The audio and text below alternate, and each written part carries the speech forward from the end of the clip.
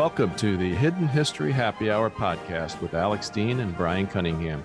Here we have a drink, have a laugh, and you just might learn something about our favorite stories from history. Please visit our website at hiddenhistoryhappyhour.com and subscribe on your favorite podcast app. And if you like the show, please rate us 5 stars and leave a review. Cheers.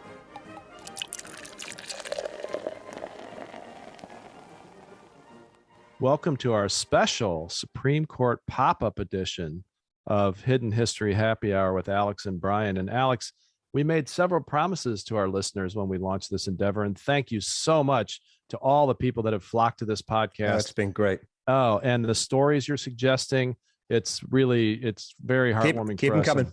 Keep them coming. And we look forward to the relationship with all of you. But what we promise our listeners is, first of all, they'll have fun. Secondly, they'll learn something important about not only history, but relative to their current lives. And third, of course, we'll have some cocktails. And I think part of the reason we wanted to do this special pop-up edition is the middle point, to try to make this what might seem an obscure issue to some voters in the United States, an important one, and show them why they should care about a Supreme Court nomination and therefore about presidents that they elect. Now, obviously, there is a very passionate, vocal minority on all sides of issues in the United States for whom the Supreme Court is a voting issue, sometimes the voting issue. But I've been in politics and government for longer than I care to think about. And for a lot of people, they kind of say, what's the relevance to me? It's a bunch of people sitting somewhere in Washington. It really doesn't touch my life. So I think maybe we can suggest that that's a little bit of a narrow way to look at it. Couldn't agree more. Also, I'm so excited to welcome our first special guest to our podcast, Terry Franklin, who is going to tell us an amazing story of his ancestors and slavery in the New World next time, which you will not want to miss. But we are so fond of Terry, and he has such relevant experience that we asked him to come on this podcast to help us sort through the issues around President Biden's historic nomination of the first Black woman to the United States Supreme Court. Welcome, Terry. Hey, thank you so much for having me. It's my pleasure to be here. Thanks for joining us, Terry. Absolutely. So to set the scene, Alex and Terry, imagine this. The United States is divided more than ever in its history, with the likelihood of political violence increasing every day. A newly elected president's inauguration is credibly threatened with armed attack and insurrection. States are promoting multiple sets of electors, and we'll get into this later, but electors are the individuals who actually vote for our president. We vote in popular votes and caucuses in our states, and then the electors are the ones who actually go to Washington to cast the votes. So states are promoting multiple sets of electors, and the doors, if you can imagine such a thing, of the United States Capitol, where the votes are counted, are being patrolled by armed guards. And on the day of the vote counting, violence breaks out in the streets. Any idea what year this would be, Alex? 1861? 1861. You got it. And that was not a prearranged answer. But some people might think it was 2020. That's the reason I framed it. I got it. Very close. It was 1861, of course, and the new U.S. president, if he could get to his swearing in alive, was, of course, Abraham Lincoln. Shockingly soon after he arrived, our country was plunged into our bloody Civil War, and before the new president could even get his bearings, he's faced with Washington, D.C., his capital, being completely surrounded by enemy Confederate states, with Virginia already fighting in the Confederacy, several serious riots breaking out in Baltimore, Maryland, which is the other surrounding state to the District of Columbia, to Washington, and no ability for Union troops to get to the Capitol. Telegraph lines were cut, and a credible fear of Confederate ships sailing up the Potomac River any day to blockade the city. It was during these darkest of days for the still young United States that Lincoln suspended the writ of habeas corpus, which will get us to the Supreme Court momentarily. But let's back up for a second. Alex, as with many things in our law, the United States inherited the sacred writ of habeas corpus from your country, did we not? You did, and you speak about it, and you talk about Magna Carta rather more than people do in this country, in my country, I think, and I will I met the late Justice Scalia a few times, and he said, and you're going to have to forgive a bad impression, but Scalia said to me, people say I don't quote any foreign law. It's completely untrue. I just quote lots of old law, and it's all English law. Well, speaking of old law, Alex, as a young CIA attorney, I had this amazing experience with our brothers / frenemies in the Federal Bureau of Investigation, in which I wrote a letter to the FBI on CIA letterhead, and following the government's manual, I put Department of Justice, Federal Bureau of Investigation, blah, blah, blah. And I sent it off. And shortly I got a phone call from a bureau chief, a division chief at the FBI, saying, do not ever include the Department of Justice on a letter to us ever again. And I said, but sir, the National Security Act, I said, the National Security Act clearly lays out the hierarchy. And he said to me, and I'm quoting, yeah, but that law's really old, isn't it? To which I should have said, yeah, but I was so's too habeas young. Corpus. Yeah, we're right. The Fourth Amendment, habeas corpus, exactly. Yeah. So let me read the provision of the United States Constitution that talks about habeas corpus. But first, Alex, why don't you tell us what habeas corpus is? Bring forth the body, produce the man. You don't have a right to hold somebody without charge. And it's been a cause célèbre recently in my country, where a past government sought, under our provisions for terrorism legislation, this is history, but very recent history. Yes, past government sought to have the right to hold people without charge for up to 90 days. Yeah. I mean, it's extraordinary. We allowed them 28 days, right, which is just a stain on my parliament, but yes, they initially sought 90. Well, it's interesting, and I think, doesn't it actually mean to bring forth a body of evidence? It's not just the physical body. I think, isn't that the original Latin? Bring forth. Side note. Bring forth the charge. Yes. Yeah. Show us on what basis you're confining this person. Yes. The body of evidence that has to be brought forth. Yeah, and interestingly, we're going to meet shortly Mr. Merriman, who is the subject of the Supreme Court case that I'm getting to. And as a very senior United States national security lawyer after 9/11, looking at the periods of holding that we could do on people if they were potential material witnesses, as opposed to being charged with a crime, we still look to this case, the Merriman case from hundreds of years ago, as the controlling law. And I will also say that as you know, Alex, you and I have been together at these. I've been at many conferences in Europe where, as the American representative, I get all but having pig's blood thrown on me for our horrible practices after 9/11, to which I point out, comparing it to your detention law, even after 9/11, we're talking about 48 to 72 hours of holding someone, not 28 or 72 days or whatever it is. Right. So yes, the idea of habeas corpus is if the executive branch of a government, or God forbid the military, which we're going to get to, arrests a person and holds them in custody against their will, that individual can go to a court and ask the court to order the person that's holding them to come and prove that there's a legitimate reason for them to be held. And the provision in the U.S. Constitution that's at issue here is this: the privilege of the writ of habeas corpus shall not be suspended, unless when in cases of rebellion or invasion, the public safety may require it. So contrary to what a lot of people believe, gentlemen, it's not absolute at all. There's a very important unless clause there. So my thing is, I was ready for this because I've got my copy of William Rehnquist's All the Laws But One in front of me, because I knew we were going to have this conversation about your Supreme Court. And whatever one thinks of Rehnquist as a jurist, as a writer of the history of parts of the most important elements of your legal system, All the Laws But One, subtitle Civil Liberties in Wartime, yes, sir, tell you all you need to know about the argument that you're, and very current in your country and in mine in recent times. A very good book, but a lot of it is about Lincoln and his suspension of habeas corpus to prevent people voting.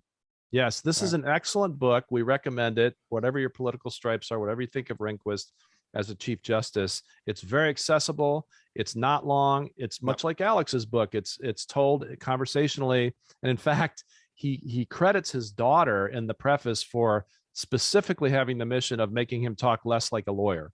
So, but that's very flattering to my book to compare it to Rehnquist's. I appreciate it, but yes, sir. Going some. Yes, sir. But it's a great book. You can get it on Amazon. Or anywhere. It's really it's quite exceptional, and it'll surprise a lot of people. For example, I was in the Bush White House after 9/11, and there were a lot of people, mostly on the left, but in the media also, who were just hand-wringing about every anti-terrorism measure we would put in. And some of them probably went too far, and some of them that were approved by our Congress on a bipartisan basis probably went too far. But when I started looking into the historical precedent in the older cases, and I found out what Lincoln had done, what Roosevelt had done, what the icons of the American left had done, and I sort of concluded maybe the press was frothing at the mouth a little bit too much. But that's for another day. Well, it's all about interpretation. Yes, sir. Yeah. Well, but sure. But also I think that's true, Terry, but also about motive, right? And there's a big question about whether the ends justify the means. And that's one of the ultimate questions in this area of the question of civil liberties in wartime. Because in your country, not in mine so much, which is not quite as au fait with the issues, but most people in your country who've studied history will remember that Lincoln suspended habeas corpus in the course of your Civil War. Most people don't remember why he did it. He did it to prevent the electors in Maryland, the voters in Maryland, having a vote so that they could secede, potentially secede. Imagine a modern president trying to prevent voters from voting in a free election and using the military to enforce do it. Yeah. And then being regarded as a hero. I mean, there is a draft executive order by President Trump that tried to do exactly that, but that's for another day. So in any event, is that true? Yeah. So let's talk about that. The January 6th Commission has unearthed a draft executive order, granted, unsigned. I've seen a lot of draft executive orders from presidents of both parties that were wacky, but this one ordered the military to seize ballot boxes all over the country. Yeah, I think when you have the power, you can do what you want. So stare decisis or precedent, we throw it out the window when it doesn't work for us, but we find ways to use it when we need it. And in the same way, he was ready. He had his executive order ready to go. And one of the ongoing themes of Rehnquist's book throughout all the stories is that presidents in wartime almost always push the limit of their constitutional authority and oftentimes exceed it. Right. And our courts that are supposed to be a check on the executive branch, and even our Congresses, pretty much look the other way when they think there's an existential threat to the country, much like with the Japanese internment camps in World War II. And then the Supreme Court comes out later and slaps them on the wrist, but they still did what they did. Well, there's lots of precedent for whatever comes in terms of wartime, as long as it's justifiable in wartime, you get away with it, right? But yeah, go ahead, Terry. But when we're not in wartime, what's going to happen to these things? Because the executive power just continues to grow and grow and grow, right? Well, and now, of course, with terrorism and weapons of mass destruction and even, honestly, insurrection, as a national security lawyer, I can tell you there's a lot of question about, one, what is wartime? And two, in wartime, what's the battlefield? We can be sure that ISIS and Al-Qaeda are never going to show up on the battleship Missouri like the Japanese did in World War II and sign surrender. Right. So when does that end? And that's for another show, but there's a way to look at these issues, and it's an important way, from an institutional, constitutional, interaction of government, political science, wonky background. But it's a very different thing to put yourself in the shoes of a Lincoln in these darkest days of his capital being surrounded, or even of a George W. Bush when I was attending meetings every day when we had hundreds of terrorist plots that we were tracking. Right. So I just want to pick up on one thing you said there about the potential for the president's capital to be surrounded by his enemies. This is a conversation in your country that taught me something about the English language. Your capital, the district, originally looked like a full square rather than three sides of a square, and then the Potomac forming the fourth side. And that area to the south of the river in Alexandria was retroceded back to Virginia, which is not a common word.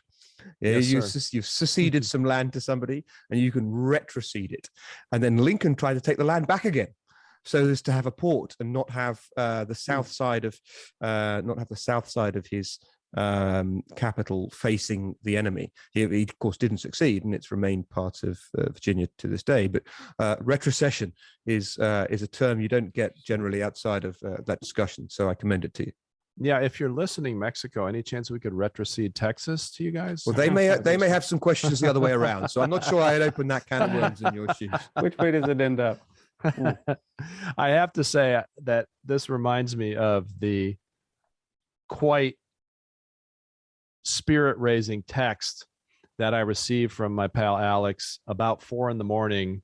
on Election Day 2016, after President Trump had been declared the winner, in which he said, "Not to worry, buddy. I've spoken with the Queen. You're still welcome back anytime."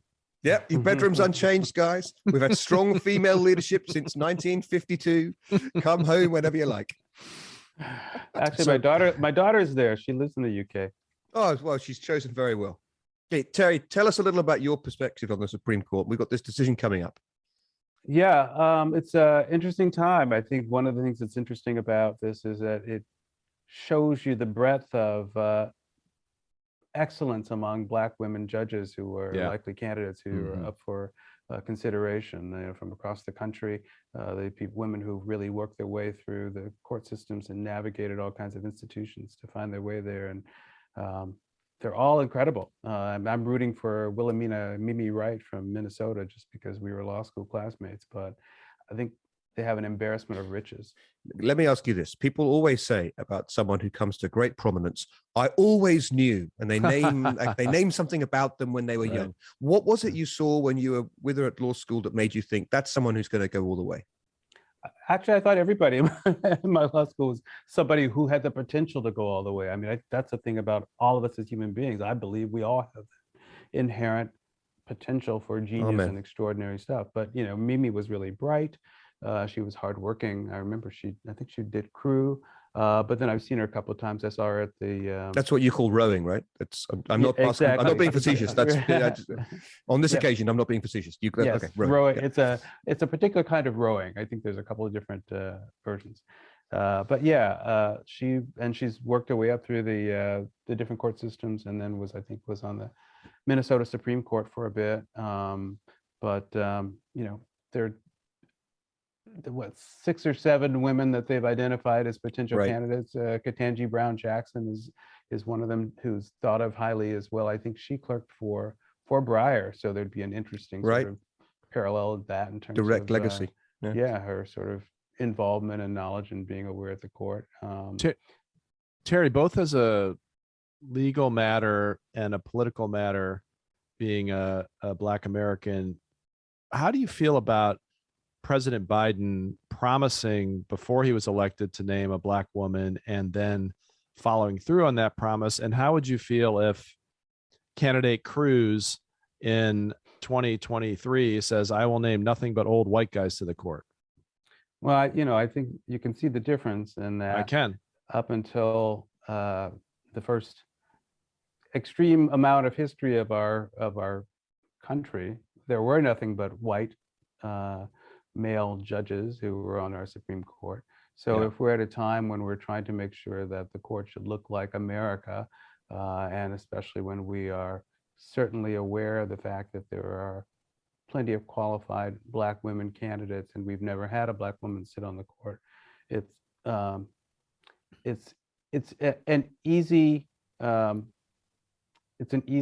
equivalency to suggest that it's okay to say, well, we want to put on a white guy because we already have all 100 and whatever number of Supreme Court justices who've ever sat on the court were all those white guys, and now to have had 2 African Americans at all, and no African American women, and only now 1 Latina on the court.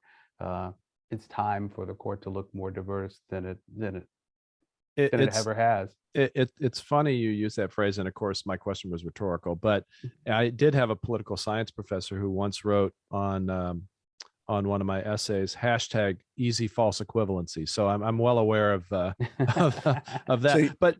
So, do you mind as an outside perspective, but as I've seen some of the goings on in your Supreme Court.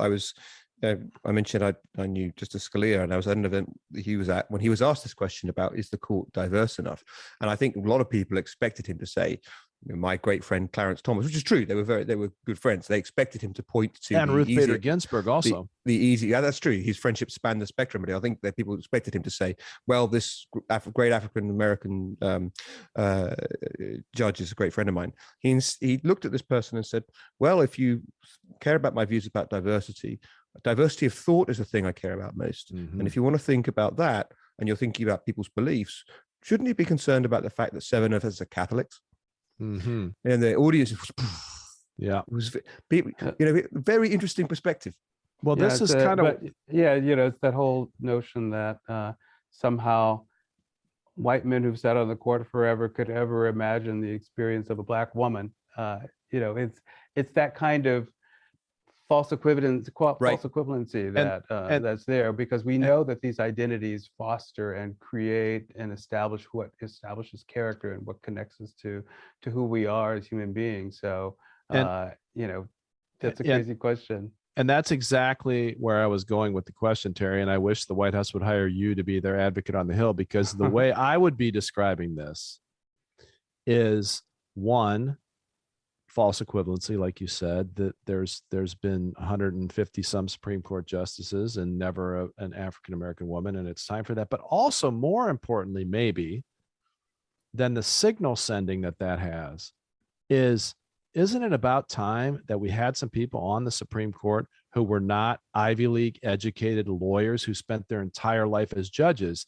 They're deciding issues that are affecting Americans at every level, of every race, of every gender, every day. And you could forgive someone who's gone to whatever that secondary university in England is, Cambridge, and lived all their lives in the academy for not understanding the life of someone who's grown up in, South Carolina as a Black person. And it's as much, to me, the racial justice piece of it as it is I've lived a different life than you, and the Supreme Court needs to have that perspective. I think that's the thing. They all are together. It's like the intersectionality. Like we all represent all of these identities that we bring to whatever it is that we do, and so the racial justice aspects, a part of that is just having lived a life in a world where you've experienced injustice, that you can see things that can't be seen, that were not written into the laws of white men who created the laws, who really weren't even thinking about Black women. They were property. When you consider our Constitution or our founding documents, you wouldn't give consideration to the thoughts or to the interests of those people. Terry, can I ask you a process question then? Because I think, so you've got the nomination. We know it's coming. We know the one justice is going to step down at the end of this term. We know we've got that zone. We know that the Supreme Court has been politicized as a process. If it wasn't politicized in the nomination process, it now very much is. We know that the Senate is split 50-50, an environment in which nobody's ever been nominated to the Supreme Court when the Supreme Court, there's never been a 50-50 success before. Do you think that the president's commitment in advance to nominate a Black woman to the Supreme Court will make the success of a nomination easier, because people can point to the campaign and the success of that and the person getting elected to president? Will this make it an easier process? I don't know. That's an interesting question. In some ways it should, because he made clear what his intention and desire was, and And he he got was elected. elected, and people were aware of that. Right. But it also should just be, I would think, a question of obvious. It's the time. This Right. is the moment. He's said it. We have qualified candidates who can fill this role. Unfortunately, Brian, most of them probably do have the same Ivy League background, but Not all, not but all. but not all. But it the fact that they are Black women, and they are all Black women, means that they should all get an equal shot at, Right. getting this. So, if there are going to be questions about the confirmation, it should have nothing to do with their race, because we've Yeah. all known who Right. was going to be Well, nominated I mean, and I doubt and who should no be one on the would. court. No one would dare say it openly. I think Except yes. for Senator Roger Wicker, who recently on television said that if the pick is a Black woman, it's obviously a product of affirmative action. well, that's a shame that someone would say that. It is. But I also want to. I want to take a little issue with your point about being an Ivy Leaguer, because actually, whilst of course the Ivy League is a second-rate educational system compared to what you get in the United Kingdom, notwithstanding that, it is the apex of your educational system. And I would look at that, Brian, and say to myself, people have railed at the gates of those institutions and said, let in people of all backgrounds, and a Black woman goes there, excels, comes through, and then you want to hold it against her that she went to an Ivy League school? That seems a strange turn of affairs to me. Well, that's fair. And I mean, if we had unlimited time, we'd unpack some of these issues because they're related, but they're not all the same. You could have a woman of color who graduated from Yale Law School, who also was a community activist and had been a defense lawyer. And my only point is there's an unfortunate predominance on our Supreme Court for the last 30 years of people who graduate law school, on the law review, clerk for a federal judge, clerk for another federal judge, clerk for the Supreme Court, go to a big law firm, or they go into academia, and next thing you know, they're on the Supreme Court, as opposed to actually having lived a life that they would understand what their rulings are going to do to the people that are in those lives. And the unfortunate part is that you can't be, probably in our country, you could not be someone who'd gone to an HBCU, a historically Black college and university, gotten the same education, and be expected to be considered in the same rank, because we have held these people to a standard at this level that you all have to have the Ivy League education. And so any of the Black women who would be up for this are going to have the very tops of those, and won't be able to cause us to consider that there are other ways to have an excellent education. I know you say that the Ivy League is the apex of our education system. I don't. But there are plenty of wonderful, amazing universities and institutions in this country. But it's become this line that that people have to cross. So Terry, what do you think, given we've discussed the path of history being long but bending towards justice, the arc of history being long but bending towards justice, what do you think about politicians making pledges like this about appointments, and do you think we're going to see it more? I would think that is a welcome idea. I know that some people will push back on the idea of identifying a Black female candidate as for the Supreme Court of the United States, but that's precisely the reason why we want to have someone chosen from with those identities, because that is the person who has been thought of as the most oppressed. We have the most examples of having been left behind and disregarded in this country. And to the extent that we are lifting up the people who have been held down the most, then we uplift everyone at the same time. I mean, I think that's part of the problem of our whole Western culture, is not realizing the interconnectedness of that we all are connected together. So lifting everyone, that means starting with the people who have been the most oppressed, will uplift us all. Thinking it's a zero-sum game. I totally agree with that. And I want to circle back to history, because that is in our name. But I also want to have a quick discussion of another lens through which to view the Supreme Court process in the United States. And that is, I was a Senate staffer in 1985 for Senator Tom Harkin, who's a very left-wing Democrat. And in those days, I know I sound like grumpy old man from Saturday Night Live, but in those days, essentially, if the president picked someone who was not a criminal, not unqualified, had served as a judge before, and wasn't a complete radical on the left or right, the opposing party in the Senate, which confirms all of our Supreme Court nominees, would confirm them. Those days are gone. They left during the late 80s. Both sides are responsible.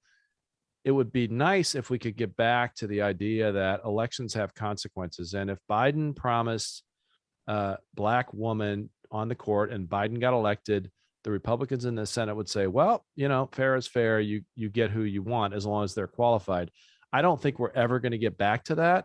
But Terry, I guess you and then Alex, Is there any chance of even putting that genie a little bit back in the bottle, or is it done? Not with the numbers as they are, the way they're divided. I mean, after McConnell pulled the fast one on Merrick Garland's nomination. Hold on, hang on. After Harry Reid pulled a fast one by announcing that he would not allow the filibuster for judicial nominees, which at the time, myself and many other people said, be careful what you wish for. But please proceed. And I don't know when you stop the escalation to the point where it's where it does become nuclear, and it was described as such at the time.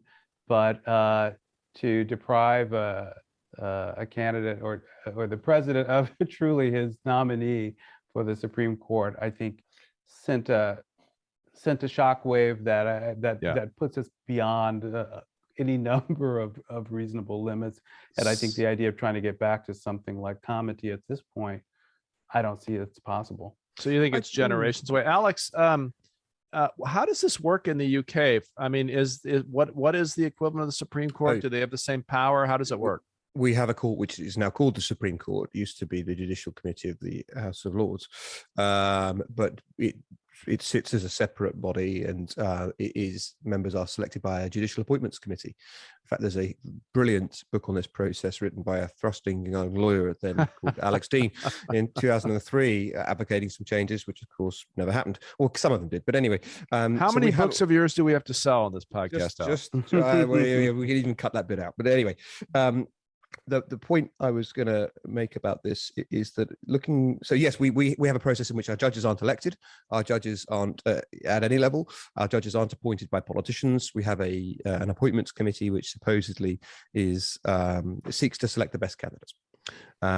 You can have lots of questions about whether that's how it works, but there's certainly no vote in our House of Commons or House of Lords to approve nominations. So your Supreme Court is not made up of members of the House of Lords anymore. They also sit as law lords, but they are not. In fact, they never were quite in the way that you were implying. Just gentry or hereditaries who just went and did some legal stuff or happened to sit as a judge. They were always qualified lawyers. Let me put it this way. Sit in our upper house as well. Let me put it this way: can you be on the UK Supreme Court and not be a member of the House of Lords? Yes. Okay. All right. Very good.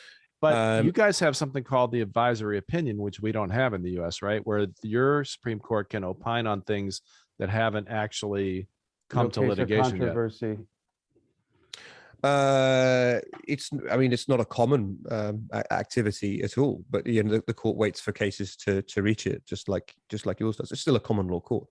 And is your court politicized in the same way that Terry and I were just discussing ours being? It's been drawn down that road over certain events, Brexit being one, but nothing like the same. But what I was going to say to you about the conversation you and Terry were just having, because it's fascinating to me, is that you don't have to go back very long to find a less. I know you've had a couple of Kemi Barrett and Kavanaugh. You've had a couple of big controversial-ish appointments in a row. It's your country and your court, but it matters to everybody because of the significance of the decisions that it takes for the world. But Gorsuch's nomination was nothing like that kind of explosive procedure. You can look to relatively recent proceedings where people say, well, this person's just so good or just so qualified that it's not the most vicious and partisan fight around.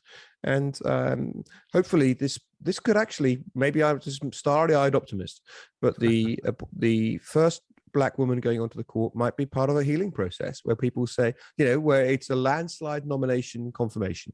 And people say, well, this is important for societal reasons, but also this person makes great decisions and is going to be a great addition to the court. Bipartisan support. Is that really impossible?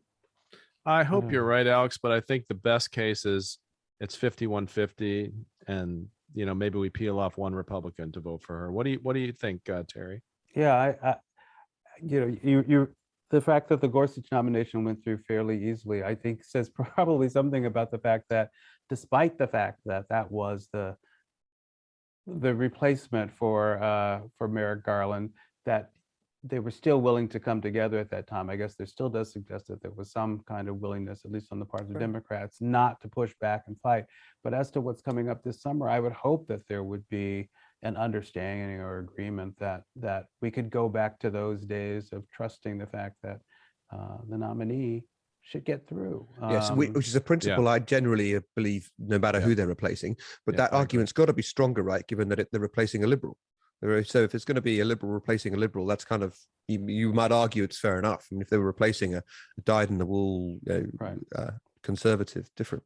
Yeah, you'd think so. Yeah, because it's still only 6-3, so it's not likely to substantially change the ideological bent of the court. So there should be less stakes because all of the women who are up are probably going to, are going to be a certain age, and so the expectation is that they're going to be there for a certain length of time, and that they'll influence the court for a long period of time. So hopefully they'll save their powder for the next fight. Right. And what a lot of court watchers have said, and I don't count myself as a court watcher, and I think a lot of people have gone bankrupt predicting what would happen in the Supreme Court. But, even if the Black woman that goes on the Supreme Court doesn't change the votes in the next 10 or 15 years, that perspective in those meetings, in those discussions between the justices will matter. Because again, there's a lot of isolation in being a career judge. You hear a lot of litigants, but you don't necessarily hear a lot of discussion with peers who are from different backgrounds as you. And I think the Supreme Court, from everything I've ever been able to tell, closes ranks around each other. Even if they don't agree on any of the issues, they agree on the institution of the court and they respect each other. And so I would hope that over time, the experiences of the next justice will influence what the other justices are doing, even if it remains 6-3 conservative. Because that's the whole thing about the court, is that it's such a long-term institution and the tenures are so long. I think that is the way it, in theory, should be working, is that, institutional change happens over time, and Overton's window of an idea opens and begins to become more established over time. And it certainly will affect the court because, as you say, they do sort of come together, at least for institutional support. So, gentlemen, may I get back to Abraham Lincoln's quote, "All the laws but one." Our Constitution is not crystal clear about whether only Congress or the president had the power to suspend the writ of habeas corpus. It's actually not in the Bill of Rights. It's in the original text of the Constitution. It is in Article 1, which is focused on Congress, but it does not say whether the president alone or only with Congress could suspend the writ. And you could make an argument, which Abraham Lincoln did, that because the president is clearly the commander-in-chief of the U.S. military, once we are in an insurrection or a rebellion or a war, that responsibility falls to him. The Supreme Court at the time strongly opined that it was only Congress who could suspend the writ of habeas corpus. Lincoln considered suspending it for months during the Civil War when it looked like he was going to be encircled in his capital. And he was reluctant because he knew this was a radical, quite likely unconstitutional step. And he was a lawyer, of course. And he was a lawyer. He consulted with his cabinet. And one historian has written, quote, those to whom he looked for advice, comma, almost to a man, and yes, they were all men at this point, opposed this action, close quote. However, the way Lincoln told the story is, he says, I took a poll of my cabinet and the vote was 7 nays and 1 aye, and the ayes had it. So on April 27th, 1861, President Lincoln issued an order to the commanding general of the U.S. Army that said, quote, if at any point you find resistance which renders it necessary to suspend the writ of habeas corpus for the public safety, you are authorized to do so. Based on this directive, at 2 a.m. on May 25th, 1861, Union troops entered the home of one John Merriman in Cockeysville, Maryland, you can't make it up, and arrested him for participation in the destruction of bridges between Maryland and DC after the Maryland riots. He was taken from his home by armed soldiers and imprisoned at Fort McHenry, which our listeners will remember from our discussion of the War of 1812, is where the Battle Hymn of the Republic was written during the War of 1812. What does this all have to do with the Supreme Court? You say, good question.